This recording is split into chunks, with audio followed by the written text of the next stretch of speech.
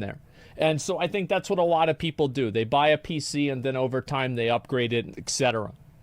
Yeah, PC part picker. So yes, I would absolutely say that if you want to do that, make sure that your parts fit together. You know, make sure you use a compatibility thing, because you don't want to have the same problems that I did. You don't want to be duct taping a box fan to the side of the PC because your AMD Radeon 4650 fan doesn't work. Just a random example. Here, you know what? Real quick. Take 5 minutes. Probably 5 seconds. Okay. Hello, everyone. Right there.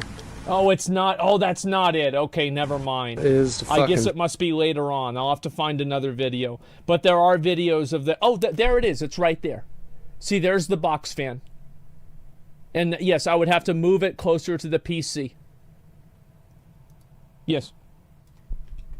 We're able to build something with identical specs that cost, I kid you not, $900 less. In fairness to StarForge, that did include a recent price drop on the 3080 Ti, but even so, it was way cheaper. We have to look at that. In a similar vein, we were actually able to build a system with a 3090 Ti rather than a 3080 Ti while still spending the exact same amount. So yes, building a DIY system will save you money. And it will always do that.